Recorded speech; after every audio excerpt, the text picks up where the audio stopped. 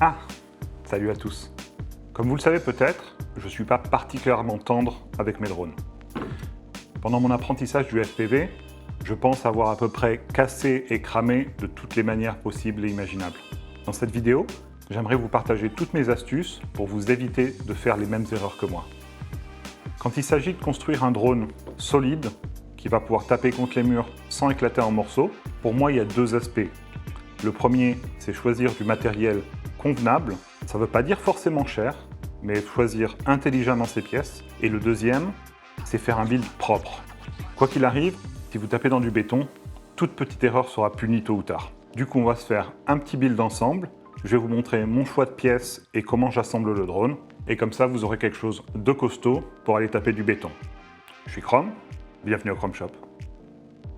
Le drone qu'on va construire aujourd'hui, il n'est pas fait pour être le moins cher, il n'est pas fait pour être le plus durable, le plus solide du monde.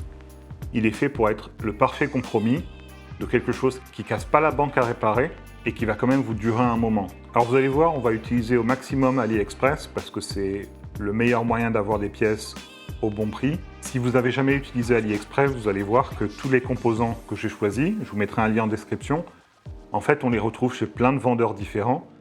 Et surtout, prenez le temps d'aller fouiller pour retrouver la même pièce qui est souvent moins chère ailleurs à un instant donné. Aussi, profitez vraiment des promotions du moment, comme Black Friday qui arrive. La seule pièce au final que je n'ai pas acheté chez AliExpress, c'est le VTX, parce qu'au final, il se retrouve au même prix partout ailleurs. Pour ce qui est du build en lui-même, quand je vais vous montrer comment je construis tout ça, je ne vais pas forcément entrer dans tous les détails. Le but ici, c'est de vous donner toutes les astuces qui sont vraiment propres à construire un drone solide. Pour tout ce qui est comment vraiment construire un drone de manière générale, je vais vous montrer tout, mais je ne vais pas forcément entrer dans le détail. Du coup, si vous avez des questions, vous me laissez un commentaire en description, je réponds toujours. Ou sinon, vous me laissez un commentaire qui me dit « Ah tiens, ça serait bien que tu creuses ce point de vue-là, comment est-ce que tu as bind de LRS, comment est-ce que tu as fait ceci, cela ?» Vous me demandez, et puis je vous ferai une vidéo sur le sujet s'il y a suffisamment de demandes. Et pour finir, si vous trouvez tous les conseils que je vous donne utiles, n'hésitez surtout pas à partager la vidéo, laisser un commentaire, mettre un like, un subscribe. Ça peut vraiment m'aider à agrandir la chaîne et continuer à faire ce genre de vidéos pour vous. Allez, c'est parti, direction AliExpress, je fais ma petite sélection et puis je vous montre tout ça. Let's go.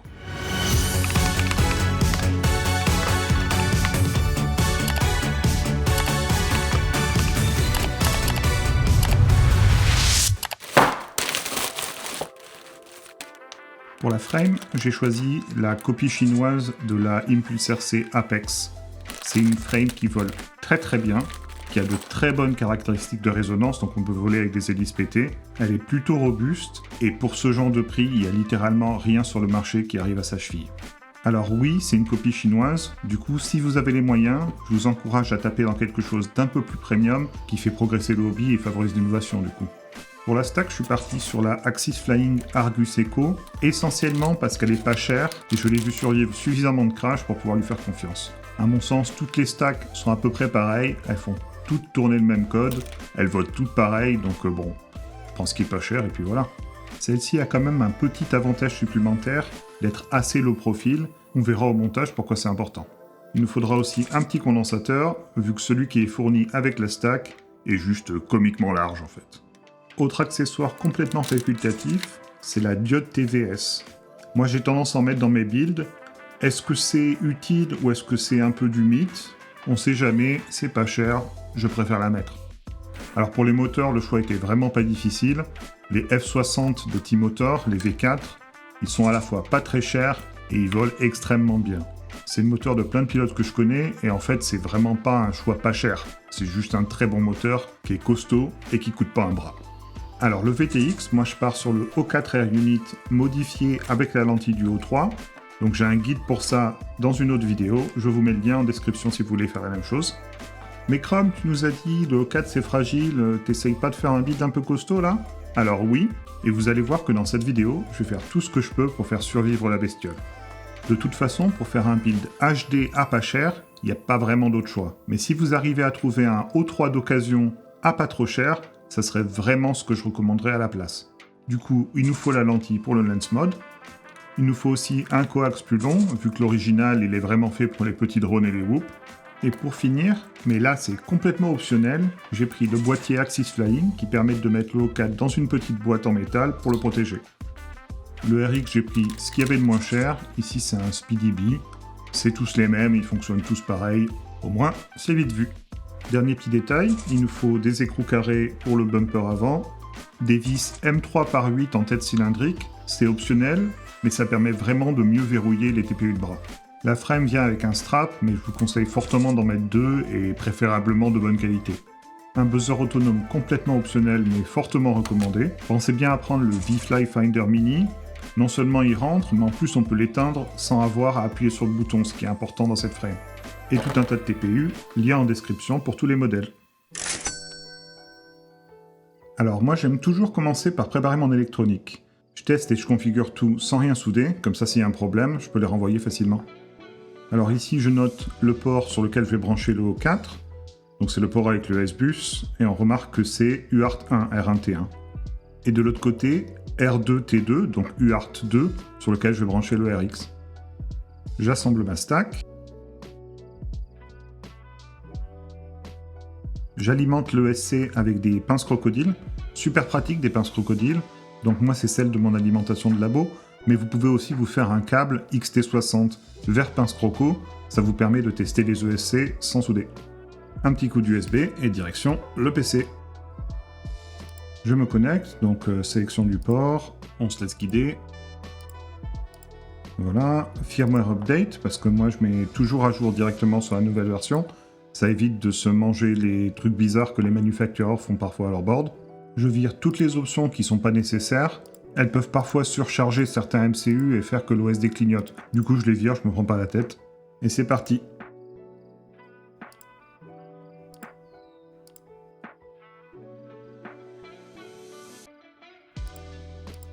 Je mets un petit coup de preset. J'ai mon preset custom qui va me permettre de régler mes rates, mes modes et tout ça d'un coup. Si ça vous intéresse de faire la même chose, vous me le dites en commentaire et peut-être que je vous ferai une vidéo dessus. On n'oublie pas le preset ELRS pour notre mode de rafraîchissement. Moi j'ai ma radio configurée en 250 Hz, du coup j'utilise le preset 250 Hz. Ensuite le preset pour l'OSD HD, sur l'UART qu'on a noté tout à l'heure, qui est ici l'UART 1. Sur l'onglet des ports, je vérifie que le RX est au bon endroit, c'est-à-dire UART 2, et en même temps on peut voir que le preset a bien réglé notre VTX. On active bien le D-Shot bidirectionnel dans l'onglet moteur, et maintenant pour tester que tout va bien dans le ESC, on va lui donner du jus. Et voilà, l'erreur en rouge s'en va, donc on est bon. On a un ESC BlueJ, du coup on va vite fait voir la version qu'il y a dessus sur ESC Configurator. Ici c'est 0.19, ça me va très bien, je laisse comme ça. Allez, tout est bon, on remballe et on passe à la suite. C'est parti pour la frame. On prend la mid-plate, c'est celle qui a les trous chanfreinés. On lui met ses vis de stack, qu'on verrouille avec des écrous plats, comme par exemple les écrous plats qu'on a achetés. On n'oublie pas de leur mettre un petit coup de frein filet bleu. Alors c'est pas 100% nécessaire, mais ça évite que ça se dévisse tout seul, du coup, tant qu'à faire. Et on serre bien fort parce qu'on veut vraiment pas que ça bouge. Ensuite, c'est les press-nuts dans les bras. J'enfile toutes les rondelles sur les vis, parce que si je les fais pas toutes d'un coup, je le sais, j'oublie à chaque fois. Après quoi, j'enfile les bras sur la bottom plate. Je visse jusqu'à ce que ça prenne, mais je serre pas fort. On n'oublie pas la petite clé. Voilà. Un petit coup de frein filet. On gigote les vis pour que ça s'imbibe bien. Puis press-nut dans la top plate. On visse sans trop serrer. Frein filet, gigotage. Et quand tout est en place, on serre comme un bourrin.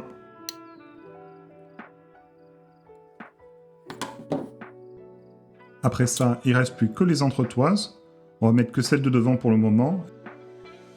Ah, et regardez une petite astuce pour pouvoir les tenir pendant que vous les serrez. Une clé hexagonale, ça rentre tout pile. Et on prend bien soin de les aligner avec la face plate vers l'avant, c'est important. Ok, c'est parti. On arrive sur l'une des étapes les plus importantes, attention. Ici, on va planifier l'espacement de notre stack. La raison pour laquelle je vais m'y attarder, c'est qu'en fait, quand on tape et qu'on casse et qu'on crame de l'électronique, la plupart du temps, c'est parce que ça a été fait un peu à l'arrache, sans vraiment faire attention à cet espacement. Alors ici, on peut voir que cet ESC, C'est cool, il n'a pas beaucoup de compos en dessous. Et comme la frame le permet, elle n'a pas de press-nut sous la stack, on va pouvoir descendre vraiment bas avec nos gummies. Du coup, je mets les gummies à l'envers, c'est-à-dire avec la partie courte vers le bas. Puis j'enfile et je vérifie qu'il n'y a rien qui peut toucher, même en y mettant pas mal de force. Sachant que le but, c'est que l'ESC soit au plus proche possible du bas pour maximiser l'espacement entre les deux boards. Et du coup, logiquement, les gummies du FC, je les mets dans l'autre sens, donc avec la partie longue vers le bas, pour maximiser l'espace. Et on voit bien comme ça qu'il y a une distance intergalactique entre les deux boards, du coup, aucune chance qu'elles se touchent quand on tape. D'ailleurs ici, je trouve que c'est un peu trop, j'ai pas envie de compresser les gummies trop fort, du coup je prends ma pince et je les raccourcis un petit peu. Bon allez, c'est parti pour mon étape préférée, la soudure. Donc comme vous pouvez voir, j'utilise une grosse panne, histoire de maximiser le transfert de chaleur entre ma panne et les gros pads, qui ont en général besoin d'être pas mal chauffés pour prendre l'étain. Et je mets bien un bon gros paquet d'étain pour plus tard, quand on rajoutera les fils de batterie. Ensuite j'étame vite fait tous les pads moteurs et on est bon.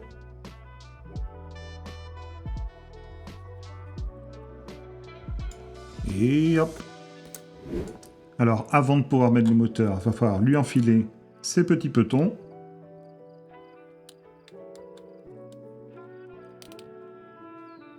Puis un petit coup de vis à tête cylindrique de 8. Bim bam boum. Et c'est vissé. Alors les TPU de bras, c'est super important. Sans ça ou sans quelque chose d'équivalent comme les race wires, vous allez vous faire découper les fils de moteur par les props, donc c'est indispensable. Moi je les attache avec un petit coup de VHB, c'est un scotch double face qui dure très très bien dans le temps, mais je leur mettrai aussi un petit bout de scotch autour pour éviter qu'ils s'ouvrent, et aussi comme deuxième mesure de sécurité. Alors faites gaffe, il y a un sens pour les installer. Nous on va tourner en props out, donc les props qui tournent dans ce sens-là. Du coup on met pas l'ouverture ici où l'hélice pourrait taper et pourrait l'ouvrir.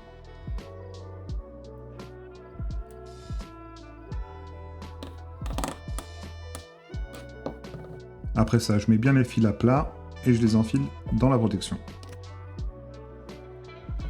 L'étape suivante, c'est de couper les fils à la bonne longueur. Donc je les aligne comme ça avec le pad et je coupe. Ah, et pensez à garder les petits bouts de fil en rab, on va s'en servir plus tard. Alors pour dénuder les câbles, vous faites avec la méthode que vous préférez. Moi j'aime bien ces petites pinces à dénuder là. Retour en scène de notre ami le fer à souder pour bien étamer chaque fil. On fait ça bien propre. Une petite tartine de flux, histoire d'avoir des billes bien brillantes à la fin. Et on assemble tout ça.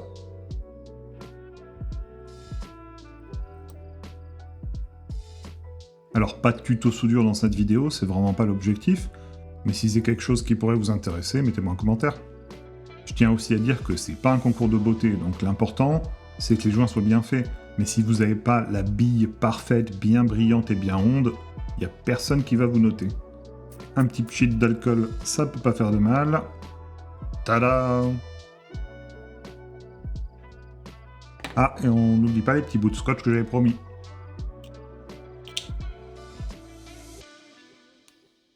Alors avec le TPU que je mets à l'arrière, il va falloir qu'on refasse le XT60 complètement pour le mettre à angle droit. Du coup, je l'ouvre, je le dessoude, je le ressoude à plat en faisant bien gaffe à pas me tromper entre le plus et le moins. On se souvient que le côté plat, c'est le plus. Et comme on peut voir, ça s'emboîte parfaitement dans le TPU. Et voilà enfin la raison pour laquelle on ne pouvait pas mettre les entretoises directement sur la frame, parce qu'il faut les enfiler directement dans le TPU, sinon ça rentre pas. Puis il reste plus qu'à monter le tout sur le quad.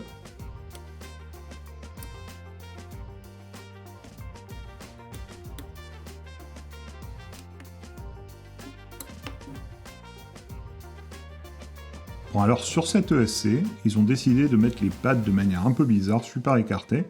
Donc on fait bien gaffe à couper à la bonne longueur. Et puis c'est comme d'hab, on dénude, on étame et on soude.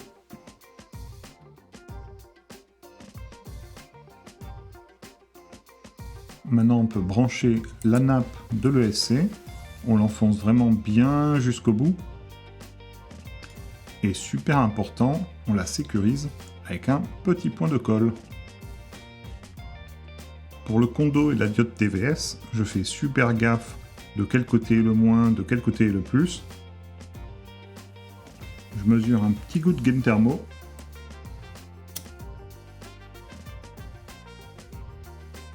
Un petit coup d'étain. Après quoi j'attrape 2 petits bouts de chute de fil moteur que je soude sur mon condo. Et je finis ça bien avec un petit emballage de gain thermo.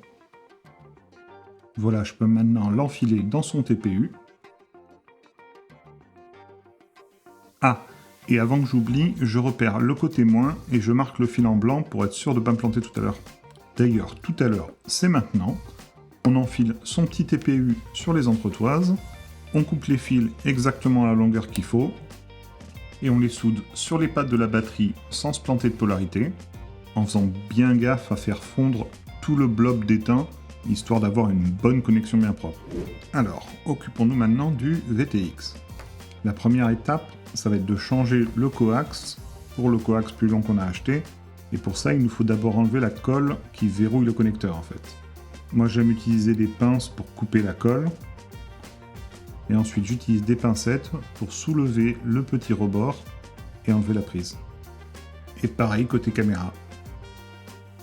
Ensuite, opération inverse avec le nouveau coax, on aligne bien.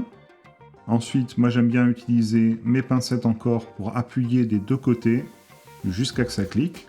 Puis on fait la cam et on est bon.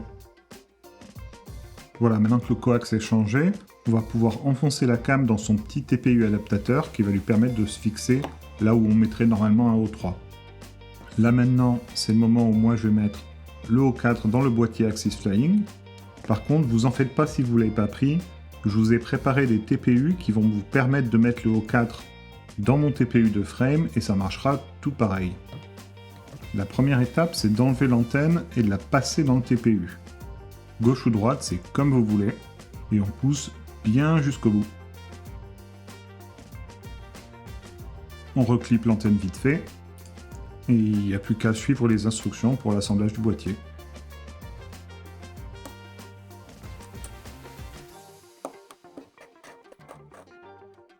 Ok, avant de l'installer, on va s'occuper vite fait du câble. Pour éviter tout risque de conflit entre S-Bus et ELRS, j'enlève toujours le fil jaune. Techniquement, c'est pas nécessaire sur tous les FC, mais plutôt que de m'embêter à aller regarder s'il y a un problème de conflit, je l'enlève et puis comme ça, ça marche. Du coup, comme ça, j'en profite pour vous montrer comment on dépile un câble. Vous pourriez juste le couper, ça marcherait très bien, mais en vrai, c'est vraiment un truc à savoir faire, du coup, autant que je vous montre. Et comme vous pouvez voir, c'est vraiment aussi con que lever le petit clip de rétention avec la pointe d'un cutter et de tirer sur le fil. On peut maintenant installer le VTX en faisant bien gaffe de passer le fil en dessous.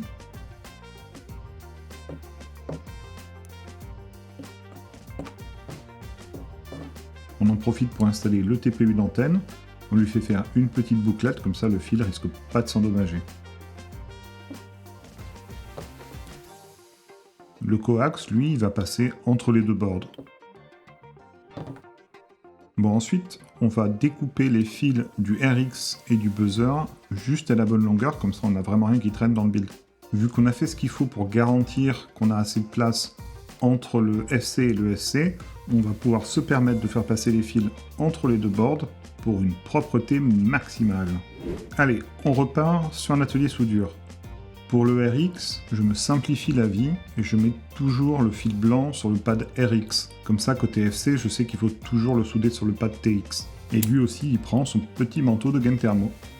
Alors, le buzzer V-Fly, on met le noir sur ground, on met le rouge sur 5 volts ou BZ+, en fonction du pad qu'il y a sur le FC, et le jaune, il va sur BZ- ou juste BZ ici.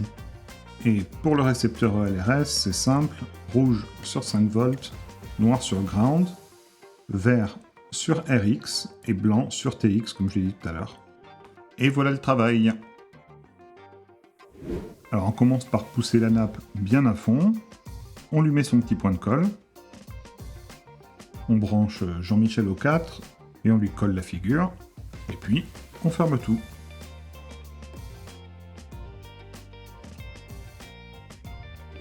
Alors le bumper avant, il se prépare en enfilant les écrous carrés dans les petites fentes faites exprès. Après ça, on peut installer la caméra.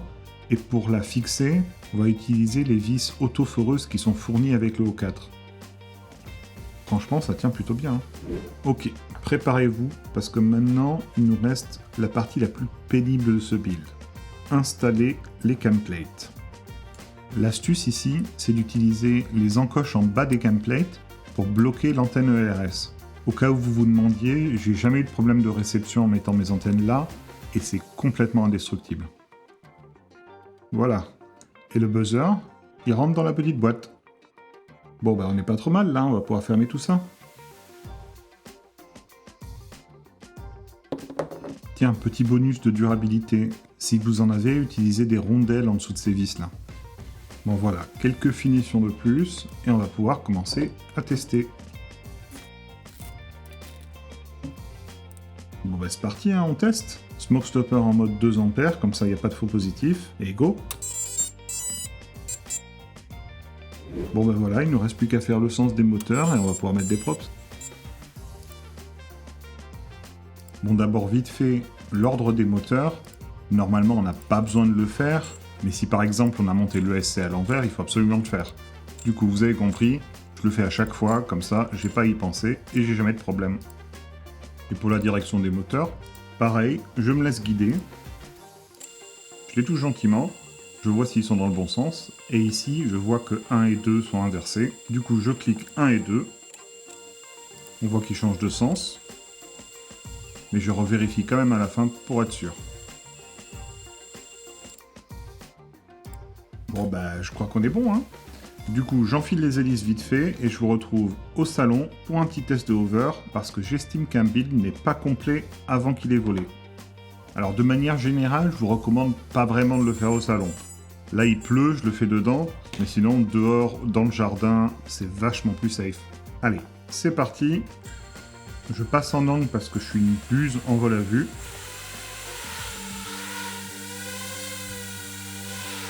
Et on est good.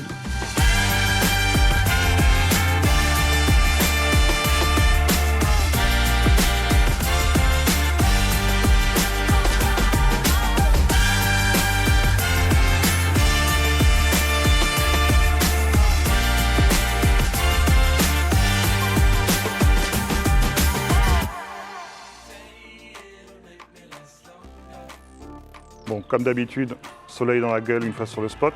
Mais en attendant, on a le quad. J'ai fait un petit tune et je vous mettrai un lien en description. Et du coup, bah, c'est parti, je vous montre comment ça vole. Let's go.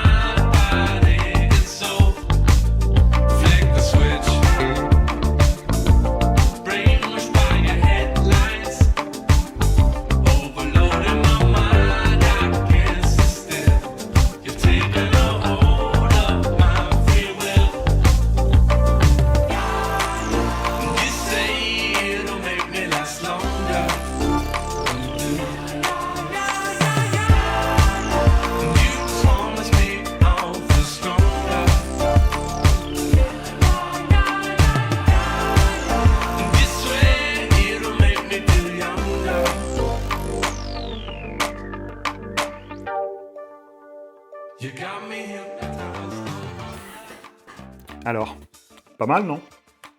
C'était vraiment une chouette session, moi je me suis vraiment éclaté. Ça vole super bien. Après, c'est pas vraiment une surprise, c'est une formule que je connais bien, en laquelle je crois beaucoup. C'est vraiment du costaud, tout en étant léger. Non, c'est vraiment impeccable. Moi, je vous le conseille. Après, si jamais vous décidez de venir tenter le coup, surtout, vous venez sur Discord, il y a un lien en description. Et puis vous me le montrez, moi j'adore voir tout ça. C'est vraiment un régal de la communauté de voir tous vos builds et comment vous faites les petites choses, etc. C'est vraiment chouette. Allez, bon build, à la prochaine.